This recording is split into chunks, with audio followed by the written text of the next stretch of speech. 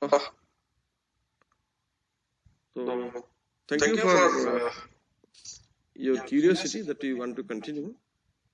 The title of this part, properties of quantum mechanical operators, mainly or namely linear, Hermitian, and commutation. And I will tell something else also, that quantum to classical is a one-way traffic.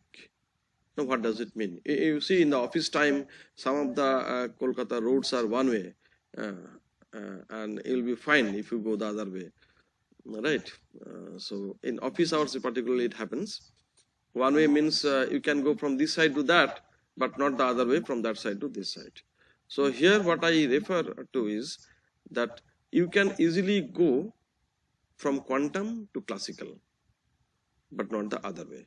You cannot come back from classical to quantum. That means quantum is a more general as a mechanics. It, in special cases, as a limiting case, it gives you back the results of classical science. But classical science, I mean classical mechanics, in no way, in under any circumstance, it gives you back quantum. It's not so. It cannot give you back the quantum results in any special situation even. But quantum, it gives the classical back. So that's why I call, it's my phrase that it's a one-way traffic. And that's why quantum is a bit superior than classical, because it's more general. You can get both the classical results and quantum as such. Okay, and that would be demonstrated, that would be verified and clarified, this statement, through a particular theorem which is in your syllabus, and that is Ehrenfest theorem. So that we'll see what it is. But the property of operators, that you know a lot actually. So I have compiled here some of the slides, but that I can either skip or can go quickly, because this part actually you know a lot. Say for example, if two operators commute, they have a mutual set of eigenfunctions. So that is, I am starting with the operator property, that is commutation, right? So A phi n and B phi n. So A and B are two different operators, but the eigenfunctions are same, phi n, phi n. Okay, eigenvalues of course are A n and B n, but the same set of eigenfunctions, right? If it happens so, then it can be shown that A and B must commute with each other. So that you have to prove that AB, then in that case it has to be 0, right? So I'm not going into the proof of that you can do on your own by consulting this slide later on. And the converse is also true. That means if A and B commute, then they have a mutual set of eigenfunctions. So let me review it again, that if there are a mutual set of eigenfunctions, then the corresponding operators must be commuting. Or the other way, if you have a set of operators which are commuting to each other, then of course you can have a simultaneous mutual set of eigenfunctions. So this is the theorem, you know that. But what is its significance? Significance is that suppose A and B are non-commuting, then you cannot have the mutual set of eigenfunctions. That means you cannot measure the same two entities or quantities A and B together simultaneously with precision. So that means it itself indicates towards some uncertainty something. Okay, so that is the significance, and that you know. That is the heading, that commutator of two operators plays a central role in the uncertainty principle. And that qualitatively we know actually, but how really one can go further, here the slide presents that. Again you will consult it later on, but I am giving you that example, that suppose A is ddx and B is x squared, just two operators. A is ddx, I don't know what that means, but it is an operator form, ddx, and B is x squared. So you have to evaluate AB. It's a task. So you can evaluate AB and B that to show that actually they are not commuting So they are equal to 2x. So just it's an exercise that to see whether two operators commute or not. Similarly, this is a very practical example. This example necessarily A and B, they don't mean anything maybe physically, but here in this second case, x is position operator, and according to the second postulate, px is the momentum operator, right? So what are the commutator value of these two operators, x and px? And that also typical problem in your UG course, and you know the result is minus IH bar. That means they are not commuting, right? So that means they are going to give a uncertainty relation. But how really quantitatively one can get that? Actually, if you start from this definition, this also is provable, but I'm not going to prove this. But suppose we start from this accepted statement, which of course we can prove, like this. What does it tell? The left hand side is sigma a square, sigma b square, which must be greater than or equal to minus 1 by 4 and then square of some integral, and that integral involves simply a commutator a and b, then psi star psi dx. So that's all. Now, what is sigma a? Can you predict what sigma a or sigma b means here in this expression? Can you predict? Any one of you? Right, uncertainty, but it is variance. Mathematically it is variance, and physically it is of course related to uncertainty. Uncertainty, when the variance is 0, then that means every time you are getting the same value. That means there is no uncertainty, right? So that is how statistics and our quantum mechanics connected. Suppose you have appeared 10 times in an exam, and every time you have got a fixed marks, 10 out of 10 or 8 out of 10 every time. So what would be your average? 8. 8 into 10 by 10, so 8. And what would be the square average? So 8 square, 8 square, 8 square 10 times divided by 10. So again it's 8 square. Now average is 8, then square is 8 square, and square average is also 8 square. So what is square average minus average square? 0. So that means there is no standard deviation or variance in your marks pattern, because all the time you are so consistent that all the time you have got 8 out of 10, 10 times or 100 times. That means no uncertainty. So that means you are so sure-shot in your ability, in your conviction, in your performance. You are so certain, which is very unlikely, you are so certain that that your variance is 0. Okay, your standard deviation is 0. That means your square average minus average square is 0. So that is the meaning of variance and how it is connected to uncertainty. So sigma a square it has a mathematical definition, and sigma b square, it is nothing but, again it's an average property, but average of what quantity? A average, A operator minus the average value of A and its square. So this is by definition the variance, right? And it can be shown that this is equivalent to A square average minus A average square.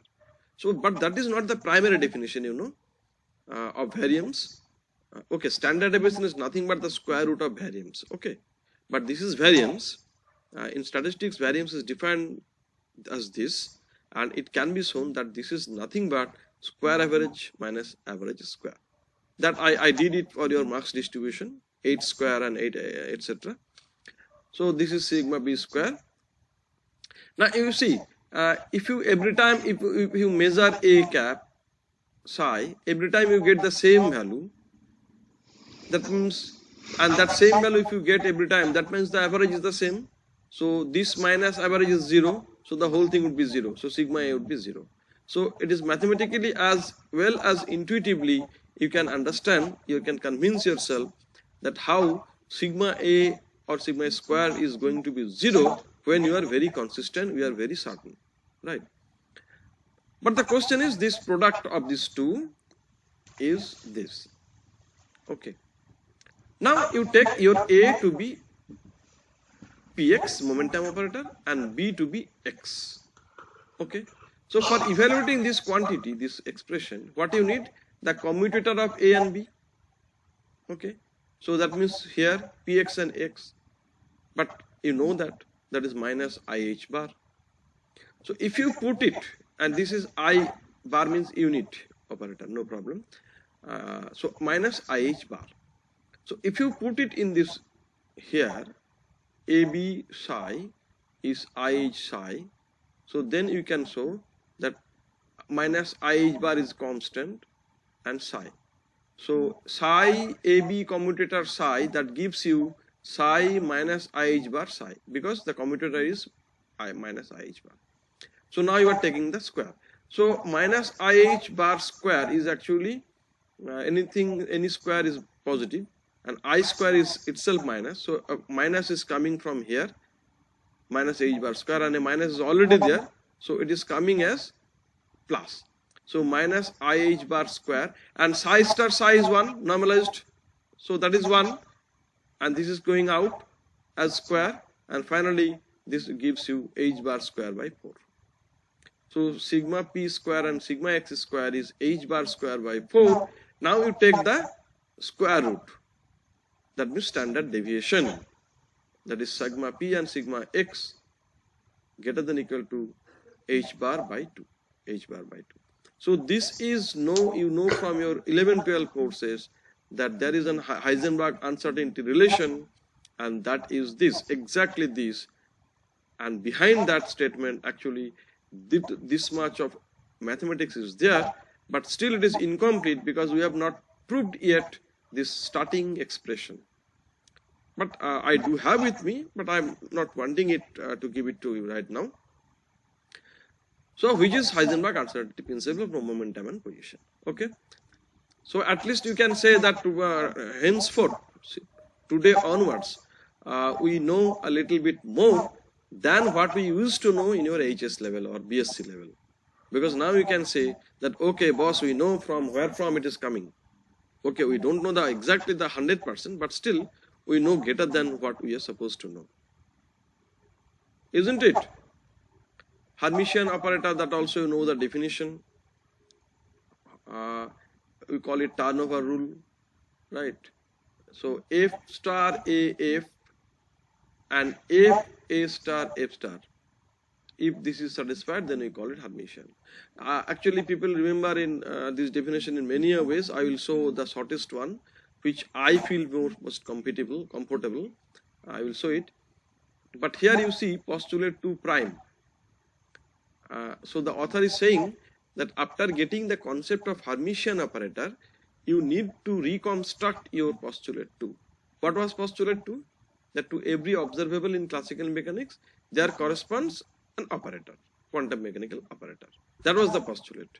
But now we say that to every observable in classical mechanics, there corresponds a linear Hermitian operator in quantum mechanics. So basically it remains the same, only you have added some quality of the operators, and that is they have to be linear and they have to be Hermitian. So that both the things you know actually, Hermitian and linearity concept. And there are some exercise you often do in your UG courses as well, and that you can show or you can prove that DDX is some operator which is not Hermitian.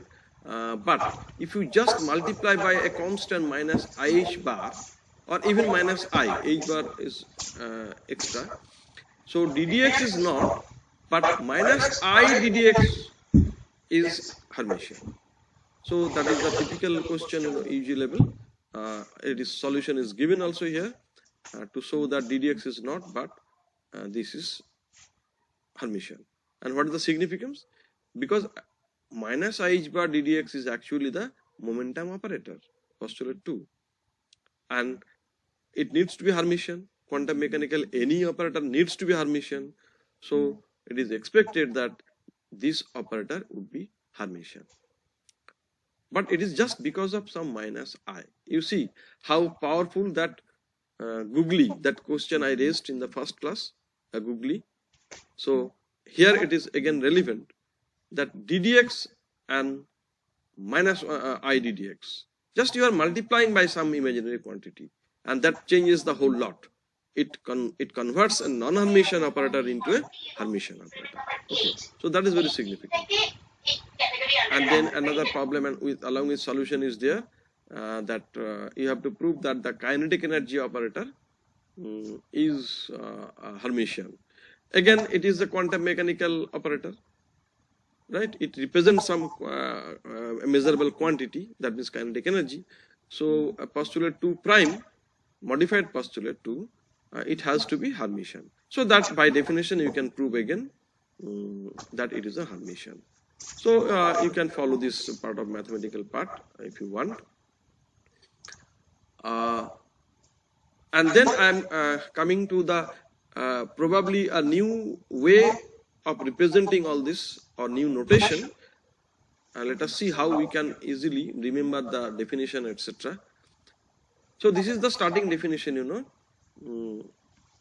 Fm star here Fn, and Afn here A star Fm star. So this is the definition of Hermitian operator. If an operator A follows this kind of equation, then it is Hermitian. So this is the definition. Now I am introducing Dirac notation or bracket notation. Bracket notation. I am not quite sure if any one of you is aware of this notation, or already has used this notation or not.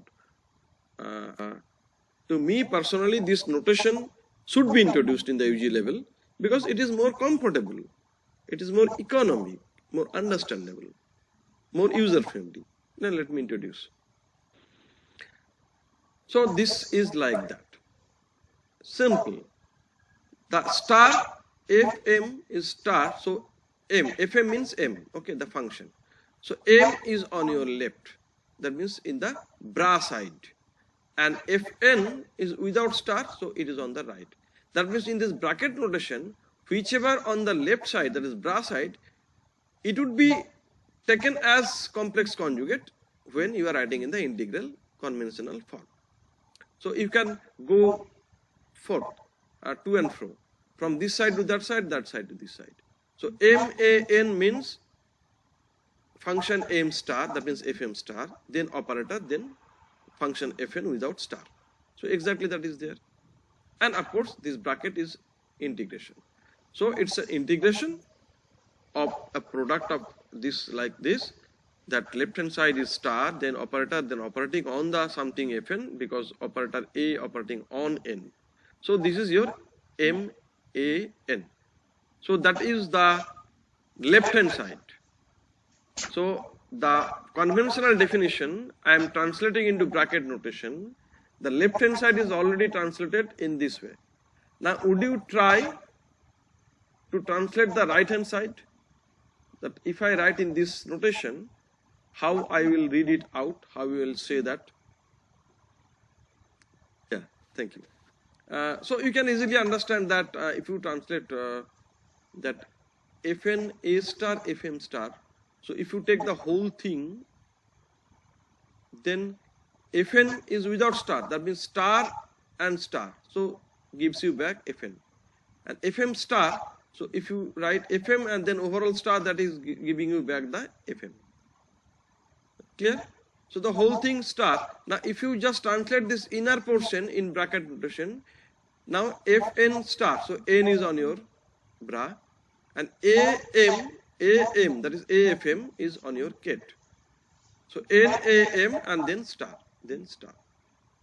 Now this is equal to that according to the basic definition. That means in bracket notation, this is equal to that. So what you see the next line? Yeah. So MAN is NAM star.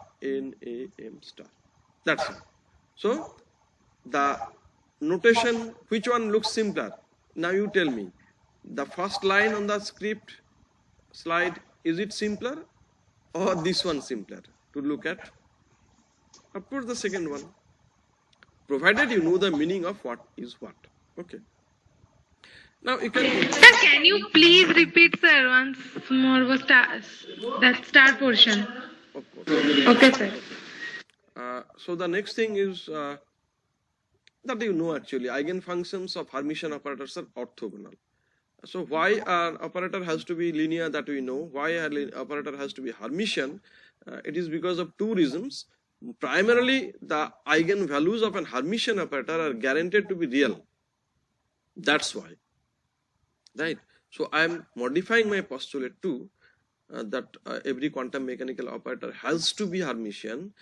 This is primarily due to the fact that since the eigenvalue of the operator must be something real, because we never say anything around me in terms of complex number.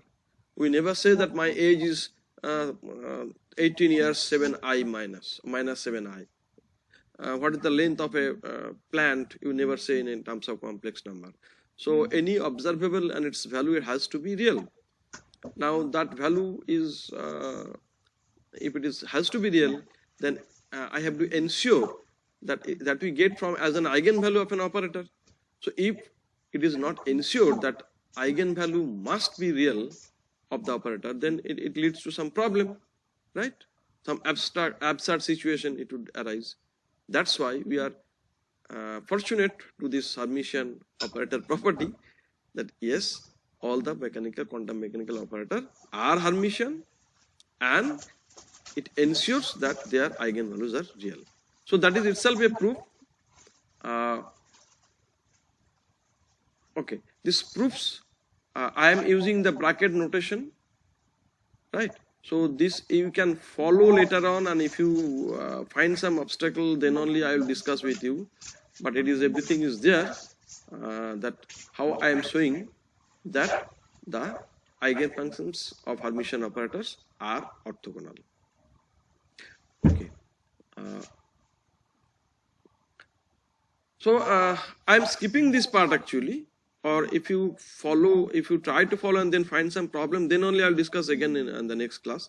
But for the timing, I'm just giving the outline that what are the things that we are interested in, that the eigenfunctions are orthogonal. So can you give me some example, arbitrary psi n and psi m, and you will find the result to be 0, because they are the eigenfunctions of an Hermitian operator, right? And what is that Hermitian operator? So what about degenerate? As such, we cannot say from here, but it can be shown easily that in that case means in case of degenerate states, we can make them orthogonal to each other. We can make them orthogonal to each other. So initially they may not be orthogonal, but we can take suitable combinations that we are allowed to take, and that is because of some other theorem that we have studied in UG level, that yes, we can go for combination of degenerate eigenstates provided the operator is linear, and fortunately Hamiltonian is a linear operator also. So we are talking about now a set of degenerate eigenstates of a linear operator and Hermitian operator. So I have the liberty to combine them suitably without compromising with the eigenvalue, because that theorem tells you that degenerate eigenstates can be suitably combined of a linear operator, of course, so that the combined function itself is also an eigenfunction with the same eigenvalue. You can remember that theorem. It's a very standard, typical question in your UG papers. So here we will be using that fact, that advantage, that is combination. So what if they are degenerate? We can have the suitable combination to finally make them orthogonal. So in any case, we can handle all the sets to be orthogonal set. Why we are so interested to get orthogonal? That is a separate question. Of course, the answer is that it gives a lot of advantage. That's why we are interested to explore this much, that whether we can get anyway orthogonal set of functions or not. Most of the cases we will be using orthogonal states, orthogonal functions. So this is just an problem, an example. I am not going to that because solution is given to you, so you can consider later on what does the problem tell about. And finally, So again, I'm going back to the same question, that what if they are degenerate? And the answer I've given that it is a special method of making them orthogonalized, or we call it Smith orthogonalization. So that is a simple mathematical step. You can follow it very easily. And before that, I told you that I have to take a combination. So I am taking a suitable combination like here. Okay. So you can follow that. So our given function was psi1 and psi2. Okay. Psi1 and psi2 as two eigen function with same eigenvalue a1 and a1. You see, the eigenstates are psi1 and psi2. That is, m and n are different. But a1, that is, the eigenvalues are same. That means it is a case of degenerate. Then what I do? A linear combination. Of what? Of the initial given psi1 and psi2. In a way to get a new function phi. In this way. C1, psi1 plus C2, psi2. So I am deliberately taking a linear combination of my old functions which are not orthogonal. But the new set, that is phi, in such a way that they are orthogonal. So that I can ensure by doing this much of mathematics to ensure that the phi1 and phi2, the way I have made it, they are of course orthogonal. That means by this method that you will consult on your own, by this method, starting from psi1 and psi2, which are not orthogonal but degenerate eigenstates of the linear Hermitian operator A, we can construct a new pair of functions phi1 and phi2 so that this new pair of functions are orthogonal. Okay, so this is given, the solution is given, that how really you can get that phi1 and phi2 in terms of psi1 and psi2. And the answer is simple, that phi1 is nothing but the old psi1, but the phi2 is chosen like this, psi2 plus c psi1. So the last question remains, what is c? And by this manipulation you can see that c has to be like this. So that you can easily show that under what condition or how you have to take the combination so that the new functions are orthogonal. When the original functions are not orthogonal and they are degenerate.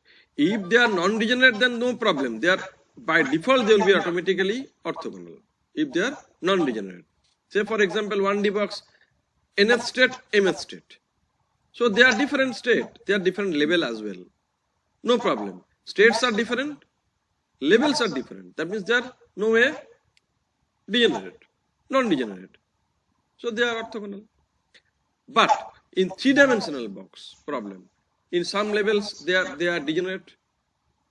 So the question is, are the functions orthogonal? And one more prominent answer question, that psi 2x, 2px, 2py, 2pz. 2px, 2py, 2pz. You tell me energetically, are they degenerate or not? Yes, sir, degenerate. Degenerate. Energetically. Degenerate. Fine. So you are not supposed to ensure that these functions are orthogonal or not. They may not be, as far as this theory is concerned, because they are degenerate. You are not quite sure that psi 2px, psi 2py, psi 2pz, they are orthogonal or not. But they are orthogonal because actually we have already taken a linear combination of the original solution that we get from Schrodinger equation. We have already done that by taking combination, and we have made it to be orthogonal to each other. Okay, so this is the demonstration of this Smith orthogonalization kind of thing. So we can make it. Okay. Yes, sir. So you just read out this last paragraph, any one of you, please.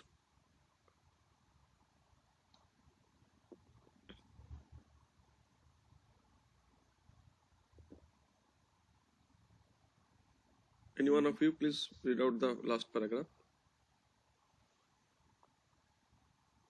So can I? Yeah, of course.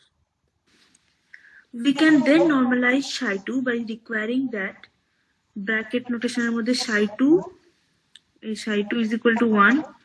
This procedure can be generalized in the case of n functions and is called the Gram-Schmidt orthonormalization procedure. procedure. So even if there is a degeneracy, we can construct the eigenfunctions of a Hermitian operator such that they are orthonormal and say that they form an orthonormal set. Right. So that is I was trying to explain. This is summarized here. That no problem. If they are non-degenerate, they are automatically orthogonal because they are the eigenfunctions of Hermitian operator. But even then, if they are not non-degenerate, that means they are degenerate, we can make by special technique like this. So you please follow this problem. This is just technical and a bit mathematical. I am not explaining the mathematical. Sir, I have a question. বলছি sir ওই দুটো মানে degenerate হলে ওই দুটোকে আপনি বললেন যে অর্থোগোনাল করা যায়, কিন্তু ওই দুজন তো তাহলে নরমালাইজ করবে, মানে নরমালাইজ ফাংশন হবে যদি দুটো ডিজেনারেট হয় তাহলে। নরমালাইজেশন ইজ নট এ মানে এটা কি কোনো না নরমালাইজ কনফার্মেশন আছে কি? না নরমালাইজ আমি যে কোনো সময় করে ফেলতে পারি এনি ফাংশন। আচ্ছা, আপনার সুটেবল কম্বিনেশন আমি যাই হাতি ঘোড়া যাই পাই সেটাকে কিন্তু সবসময় নরমালাইজ করে নিতে পারি, নো প্রবলেম। আচ্ছা, বরং অর্থোগোনালিটিটাই বেশি ইম্পর্টেন্ট, যে অর্থোগোনালিটিটা করাটা না তো সহজ না, ঠিক আছে? স্যার ইম্পর্টেন্সটা কি অর্থোগোনালিটি করার, মানে বা নরমালিটি? হ্যাঁ না নরমালাইজেশন তো করার ইম্পর্টেন্ট তো প্রবাবিলিটি টার্মের সাথে আমরা আগেই বলেছি। হ্যাঁ হ্যাঁ হ্যাঁ ওটা ইকুয়াল করার হ্যাঁ, জন্য। কিন্তু অর্থোগোনালিটির ইম্পর্টেন্স হচ্ছে যে in later part of your application of quantum chemistry you will see that we are starting with a set of equations and then we need a lot of matrix H11, H12, H1n. H means Hamiltonian, H matrix. So lot of matrices would be there, overlap matrix, S11, S12. Now if you start with a suitable set of functions so that most of the determinant matrix elements are zero, then it is very convenient for you mathematically. If most of the things is zero, you can eliminate so many, you can simplify your equation steps so many by so much of simplification you can do. And that you can ensure if you take a suitable set of functions. And there it is the advantage that if you start with a set of orthonormal set of functions, then your calculation become much more easier. So it is completely a mathematical advantage only. No physics is there behind it. Okay. It's a mathematical. Okay, sir. Thank you. Anything else?